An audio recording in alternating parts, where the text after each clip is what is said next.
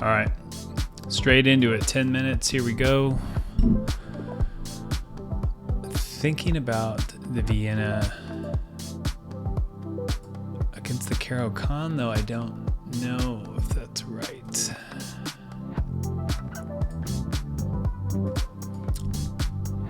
I'm not really super familiar with the Caro-Kann, to be honest.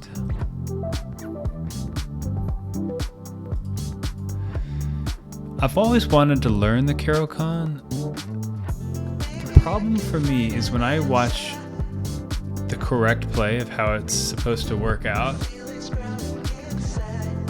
none of the moves are supernatural for me. Like, it just doesn't feel... I like openings where the development is all really, really just kind of as you'd expect it, right? Caro-Kann, for me, the correct moves just never feel correct. That's my problem. Can I... to the push here. I don't like blocking him in, but I guess he probably won't take, because if I take, he takes, opens up the rook, which he wants anyway.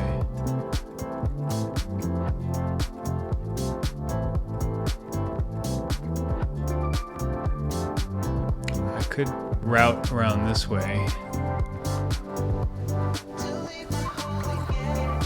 I mean, there's no way he takes, but if he does, that'd be great. That'd be great. Just a clean little exchange. That's the one thing I feel like you stops happening as you get higher up the rating land, is like, if you put a thing out there, oh, I wasn't expecting that. Now I'm tempted to take that pawn. My bishop sacrifice, is that worth it? I don't think so. Is this worth it? Probably not. He just pushes. But maybe I go over and push.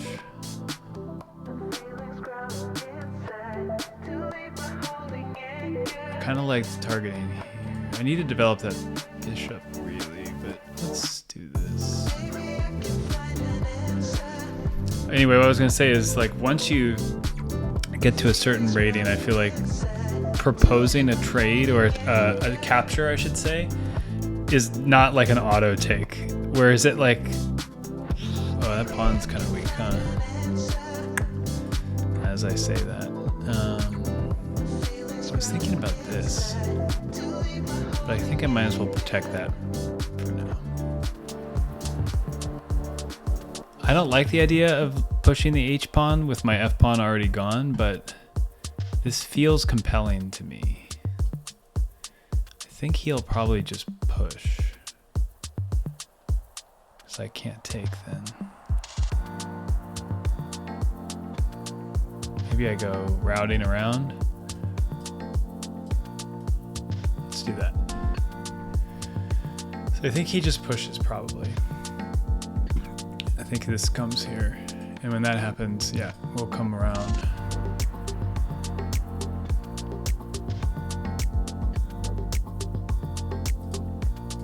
I don't know about this. I was thinking about this. Wow. Okay, what if we go here, and then here, and then here?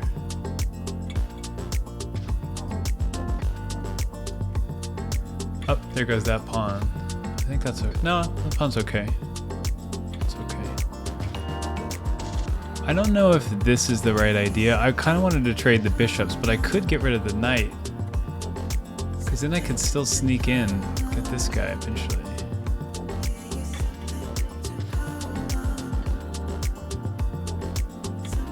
I like this idea at some point. We just need to keep his queen out of the game, because she is inactive at the moment. I'm digging that idea.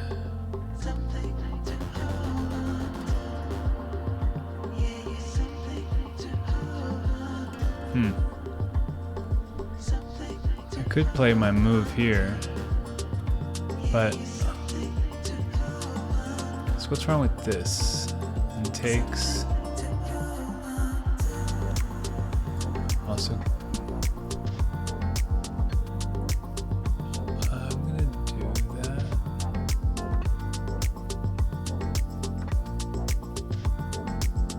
I also could play this. No, this needs to happen at some point. I guess now. Hello, Nike. Oh wait, oh shoot. I'm not gonna get to do my move. I wanted to go here. Okay, well this is a nice square for my knight eventually, so let's just back off for now. And then come here. We can target this, but worst case we get this.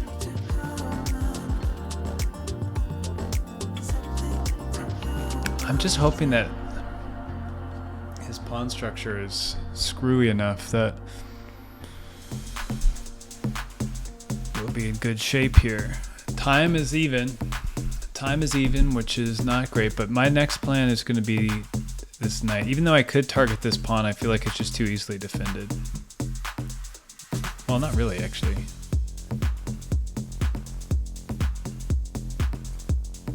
Interesting.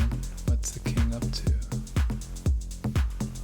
Maybe he's planning to come up here? I'm not sure, actually. I think that pawn is... Maybe he goes here? There's a fork right here, if I can get it. I'm hoping he thinks I want this pawn badly enough that he goes up here.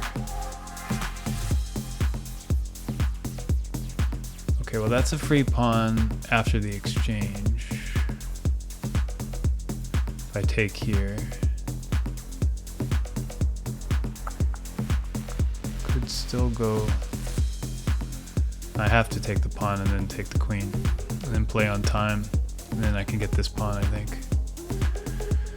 Because now he can't defend this pawn, I don't think. Unless he creates counterplay somewhere else. Now this pawn is weak.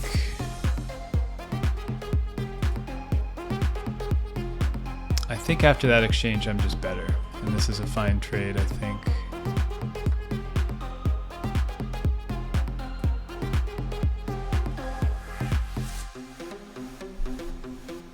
Just have to be careful. It's not quite time to trade everything off, but I will certainly be looking for the trades if I can. Been work busy. Yeah, still rocking the chill streams, you know, trying my best. Now what's the play here? Where's that knight trying to go? So I can go here. I think we need to be looking for like death blows. I don't think that knight's a problem. Disconnecting the rooks is probably not the right move, but I'm thinking he comes here and then I can come here. Okay, now I have to protect that. How's the ranking? Ranking's been good. I mean, I think probably the last time you were watching, I may have been down in the 1600s, you know?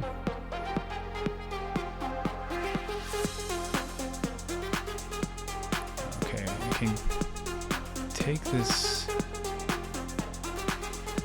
Is this a problem? I don't like this. The reason... I don't want to weaken this pawn structure. Oh nice, semi-new to chess, cool. Lily Oz, welcome, welcome. We were just trying to close this game out here. Mathematically, we should be in good shape. We've got 2 pawn advantage here, which... When you're up 2 pawns, all you have to do is hold on tight. Hold on tight. You know? That is the... And I'm going to try to get this pawn too, but I don't think I'm going to. So, I don't like this threat. Right now it's protected by my knight, which I like. I was thinking about doing this to threaten this, which isn't that strong. Thinking that then I would go here. Really isn't doing anything. And that, if I come here, he just comes over to protect. What we need to do is trade this knight away. That's what needs to happen actually right now.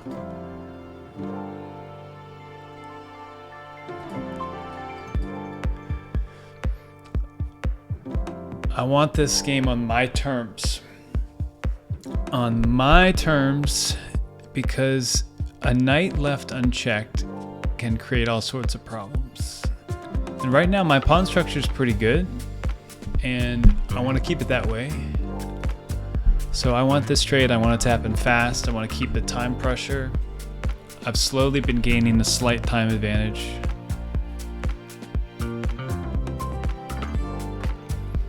But like, we're pretty locked up over here. Nothing's changing over there. He could push here and ask for an opening on the F file. Okay, he doesn't want the exchange. Understandable. So now I think we just double up here. Just come down hard on, we can't double up just yet because this guy would go and defend it.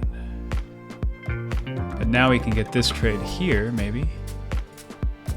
Maybe it's time. And now we hope too that I think as he looks to avoid these trades, maybe we can force him to make an error, like seeing the fork right here. Is there a fork he can get on me right now? I don't think so. So I'm hoping for this. He can't take here because of this. And I don't see a danger in any of these moves.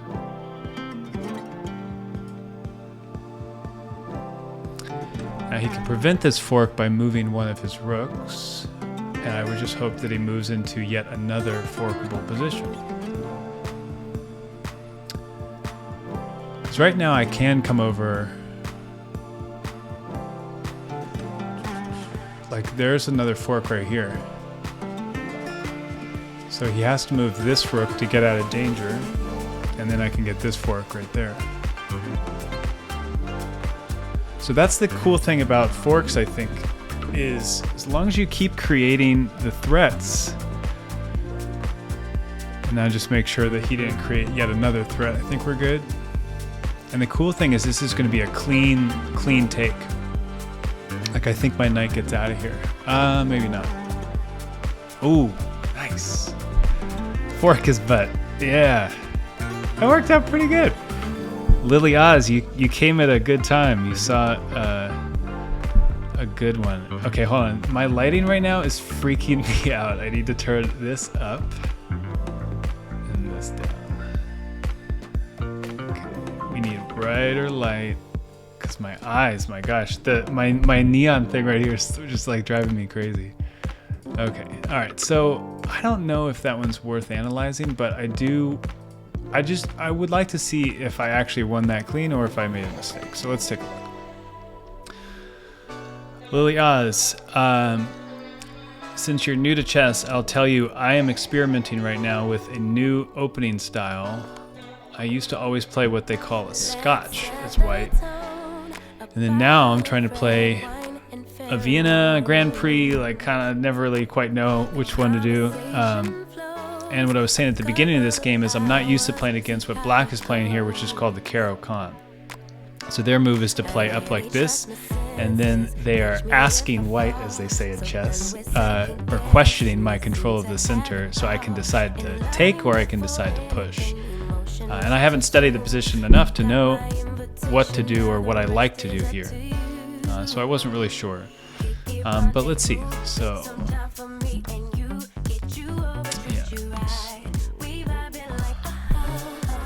You can see that we're not playing on the book anymore. I was kind of forcing my opening. Like, what I'm playing right now is what I was planning to play almost exactly, or almost no matter what Black plays, which is definitely not what you should do. You should always be responding to the opponent, and I'm so committed to this opening that I'm just kind of playing it all the time.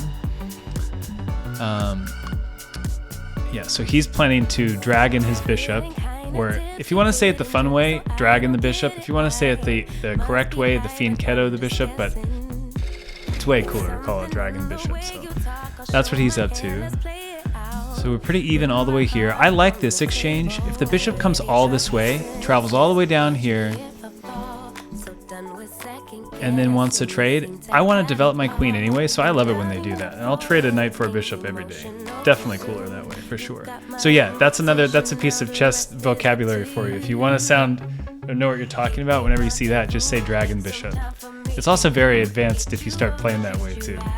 I don't play this way because I always end up getting screwed on the dark squares, and like eventually I just lose there. So what's going on in this position? I actually felt pretty good at this point because I don't know, this is exactly where I wanted to be. I wanted to have my rook behind my queen, and I knew I wanted to push f5 at some point, which is there. That happens to me all the time where I do the right move just to move too late. So when he starts doing this and pushing his king's pawns, again, I felt pretty good just because it's, you know, eventually you can either sacrifice your way into clearing this out. I'm going to be interested to see if it wants me to sacrifice. I'd say probably not. Let's speed this up. Okay, even. Pretty even until he does that. Okay. Gosh, this game went pretty... Okay, so now we have a... Theoretically, there should be some tactics somewhere that I just don't see. Okay. That's interesting that he's only down a pawn, but look at the evaluation bar. It's as though he lost a rook and a pawn. It's kind of crazy. That's when you know like how important position is and pawn complex and everything. Like, this is great, this is bad, this is bad. And yet you're only down one pawn, but it says you're down a full, almost two full pieces, two minor pieces. Okay, just want to make sure I didn't like totally screw something up somewhere. I wanted the trade, didn't love that idea. Yeah, that was cool. That was a nice little maneuver. Because you see the one fork there, and then you know it's just such a natural move. The way to defend that is to defend the apparent weakness, and then you're setting yourself up for another fork. Awesome. Okay, well that was a good game. 18-22. As I was saying during the game, I think in the early days, the early streaming days, I was down in the 1600s, so I've been working pretty hard and got up to as high as 1846. My year-end goal is 1900. So I was like, oh man, am I gonna like get there? And then it was so sad. I think it was like one video ago, I titled it the worst loss ever because I was up like winning against the 1900 something, and I would have pushed me way over 1850. And then I forget what happened. I lost. It was a heartbreaking loss. I got his queen and then still lost somehow. It was wild, totally wild. Anyway, let's see if we can keep going. We're at 1822 now, so that should be doable. And what I've been doing is I've really been studying. Like, I've been really trying to focus on learning when I'm not playing, rather than just like messing around and watching games. I've been trying to like learn about theory, which has been helping. All right, let's see what we get. 1815. Okay, I was gonna say I kind of hope we get like a really hard one, like a random like 2000 or something. Okay. So like I said, I'm kind of forcing my gambit openings, even if it's not the right idea. Now I kind of like to do this. I'm not sure about that piece. Oh, I think... Is this okay? Oh, interesting. Could I go here? No, because... Yeah, wait. I think that's winning. He can't take... And then I can take here, I think. I'm gonna risk it. This is not... This doesn't feel right. I'm gonna tell you this right now. It feels too aggressive, yeah. But it still sort of feels like it should work somehow. Can I play here?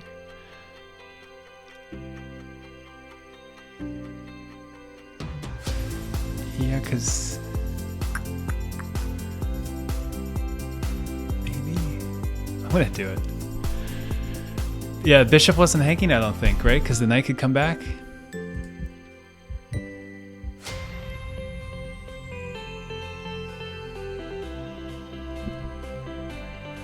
I mean, he can go. This is definitely not advisable play right now.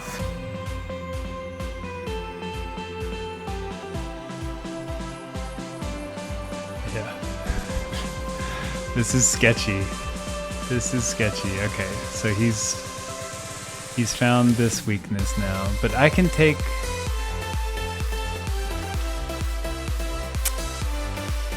I can take here.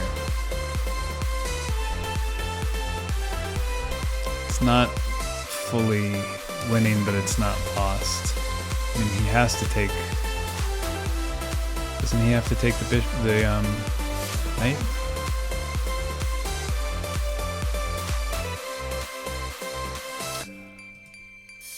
This is such a weird position. My gosh, I'm tempted to do like this. Oh no, this. And then now I think we just start going for like this kind of stuff. He can take that pawn if he wants. Want to overextend. I think it's okay if he takes here and I get to take here. I think that's okay. This is a weird one. I'm tempted. Wow, wasn't expecting that.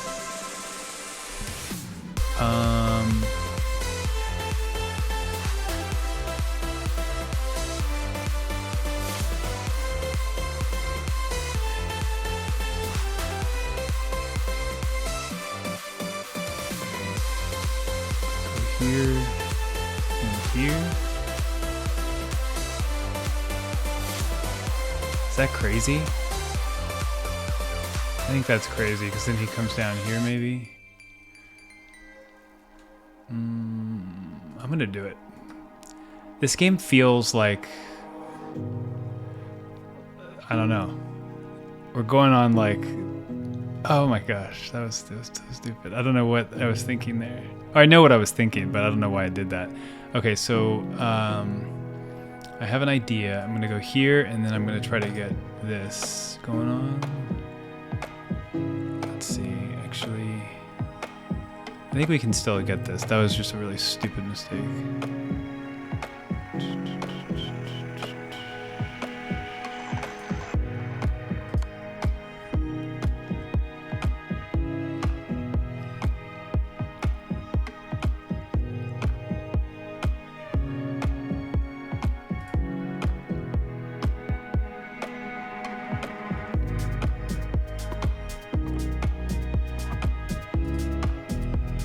Thinking about this and this. Might even I got a little ahead of myself there. Just a little bit ahead of myself. Okay, here's a nice move, I think. Oh wait, no, that doesn't work.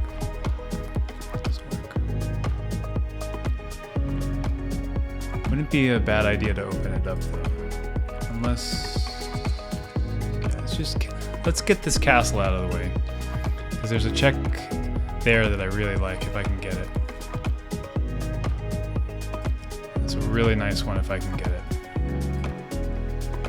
Because I've got this move. If he ever moves that rook, that's a really nice discovery. Man, what a weird game. All that fun in the beginning, and then I just hung a...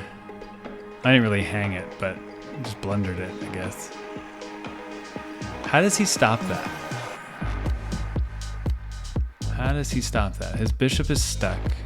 The one upside of all my shenanigans out here is that I've been opening up my pieces and opened up his king substantially. So I wouldn't be surprised. Let's look. Move 16.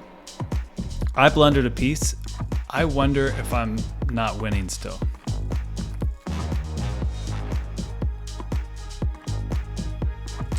The sad thing is I don't know. If he... I don't want a queen trade, and I could see him asking for something like that. I don't think he would, though. This just feels too good. Because then, if he doesn't fix that, he has to go here, and then I'm just going to go here, and that would be the end of it. And he can block once, but the thing is he's just too trapped. I think move 16. This is gonna be everything right here. Let's look for anything he can do. Where can this knight go? Not a problem. He could block with the knight though. That's okay. Well, it's not great because I can't get my check the same way I wanted to. But I can just take. But he's just trying to open up his bishop is all. That's all he's trying to do. He just needs to get the bishop out so he does not have this check to worry about. So, but I could just take with the pawn. I'm gonna get the check in. I think what I'm gonna do is I'm gonna take there and then get this check here and then come over with the queen and look for checks, or maybe I could bring the rook in if I need to right now.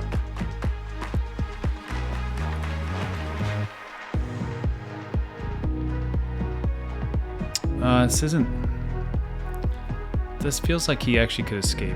Ooh, I don't know if that's the way to escape though.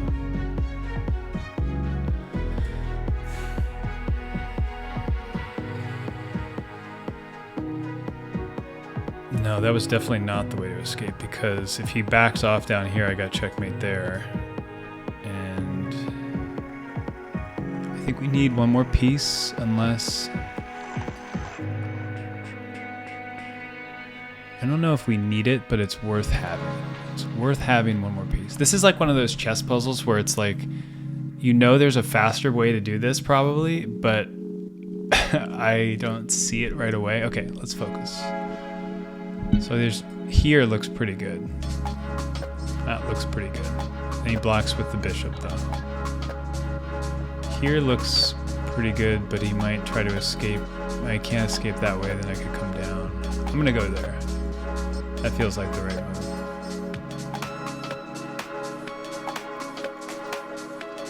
So if he goes here, I can come here. Oh, no, I can just come here. And that's it, I think. Bishop he's got a blocking move. That's always the scariest thing, when you think you have checkmate and then it doesn't happen. And you're like, oh my god, what happened? What did I do? Oh my gosh, that was a cool game. That was crazy. I was blundering like crazy though. Oh man, I can't believe that. That was wild. That was a wild one. Let's check out move 16. Like I said, I think even though I blundered the piece, I bet you on move 16, I bet you I'm up. Let's see. You'd think I would have enough understanding of my own play to know if move 16. Okay. Oh, look at that. Move 16. Up 5. So that's good. Good. Okay, hold on. Let me get this queued up. Okay. How do you best study? Books for theory or my ready games? I have books, and I don't, I find that if I want, like most of my books are puzzle books, so if I want to do puzzles, I might as well just do them on chess.com. I do it there because I like having the rating attached to it, and I have been doing that, and I will say that has helped my my pattern recognition. I do find them to be pretty annoying just because like it always involves a sacrifice, it always involves the most counterintuitive move, and I don't like that instinct, which is basically like look for the weirdest possible move, and that's probably the correct answer. That always drives me crazy. The answer is like half the time is sacrifice your queen. But I mean, goes to show you that it's like often that there are those counterintuitive moves that are useful. So but then the other way is I like to like recognize, for example, that I've been seeing a lot of Sicilians, right? I've been playing as white a lot, but I've been getting the Sicilian against me all the time. And so what I'll do is I'll just go on YouTube and say like playing against the Sicilian. Today I watched Eric Rosen over breakfast teach about the Sicilian, and I watched Levi Rosman teach about the Sicilian. The only downside is they often do it through the lens of a game that they played, and I don't like that as much because for a few reasons. One, I don't really care about their game. I want to know the theory, and I don't need to know like, oh well, in this game like they actually played this weird intermezzo move. It's like I don't care. I want to know the theory. So like just theoretically walk me through the main line. Yeah, Eric Rosen's good for breakfast. Levy's more of like I just got home after a night out and I'm like still like a little bit tweaking on coffee or something. Didn't mean that to sound more scandalous than it actually is. And like, so for example, playing this line that I've been playing this way, I used to always play the Scotch. Now I've always been playing this. So I just kind of watch a lot of basically YouTube videos. That's the very short answer to your simple question that I gave a long answer to. And then I find after I've like watched a bunch, like I don't remember any of the lines, but at least I know kind of like, okay, for example, that move I know is an important one because there's this check threat here. So that knight coming out is a pretty important thing to do. And then when I reverse it and somebody plays it against me, I see, hey, if they haven't made that move, I know that I should probably be making this move because there's no way to block it except for here, you know?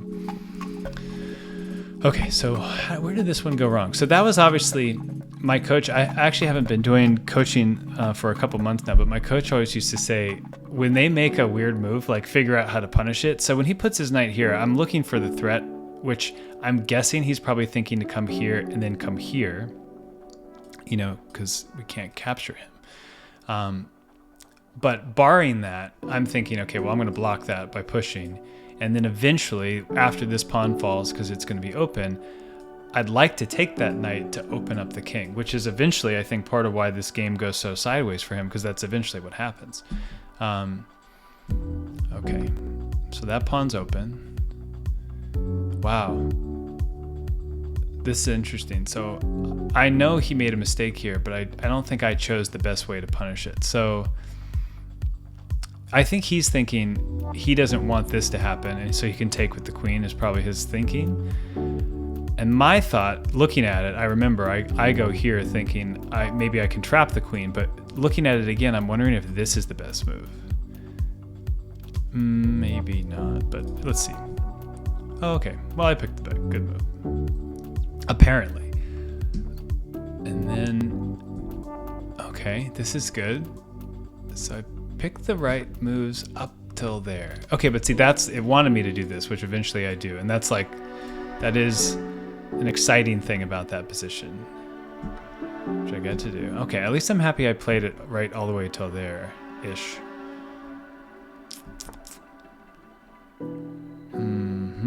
And then I just blundered. Look at that graph just plummet to the ground. Well, I played 91 accuracy, he played 15, so I got pretty lucky, I think, on this one. But gosh, what a stupid move. I was overly cocky here. I was thinking, oh, man, I don't know what I was thinking, but literally I remember talking it out. I was thinking I'm going to go here, and then he's going to move, and then I'm going to go here, which doesn't make any sense at all. I think I thought he was already there. That's literally how I calculated that. I calculated it as if the king is there, then yeah, check, and then he moves, and then back out here. But no, instead you just blunder all of the goodness that was happening. Now the one piece of compensation here is look how wide open he is. His position's really bad. So I get my little check in and then protect, because I was hanging 2 pawns.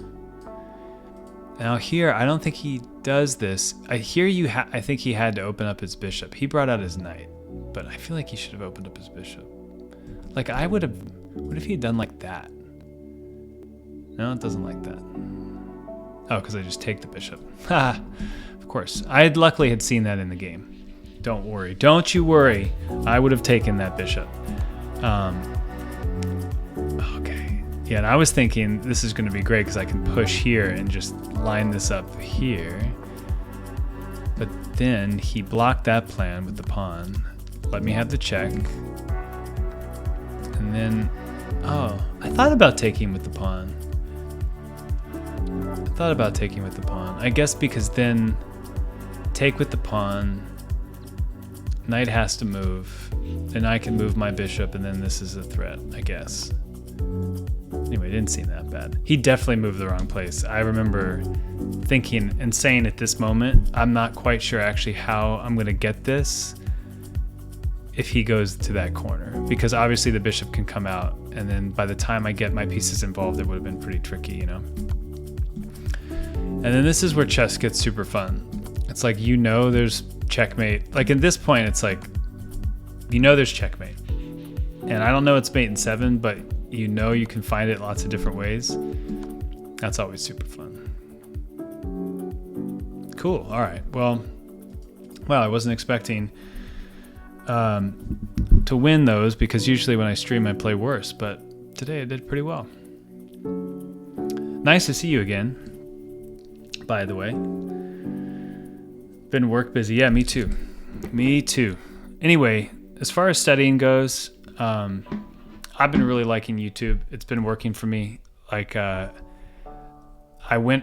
basically went up 200 points, 1600 to 1800, and I think that came from studying and actually looking at the games after when I lose, see why I lost. And then the heuristic I find these days that like works so well all the time, and even though I'm sure there's a theoretical reason why, but I was saying this earlier in one of the other games, is like whenever a capture is presented to you as an option, basically when the opponent proposes a trade, let me see if I can find an example. When the opponent proposes a trade, or when they move a piece like into danger territory, like maybe right here is a good example, right? My heuristic has just basically been don't accept. So declined in opening chess terms, right? And that seems to always work in my favor. And I think the reason is just because, you know, you want to be in control. And if they're saying, hey, let's trade knights, they're suggesting that they would prefer that. So I think it's natural to say, actually, you know what? I'd rather not do that. Even if maybe they miscalculated and yeah, I'll do that trade, fine. But like, assume you're playing somebody really good. If they propose a trade, you know, it's like Settlers of Catan. You don't trade with whoever's winning. Anyway, I think the best move is this.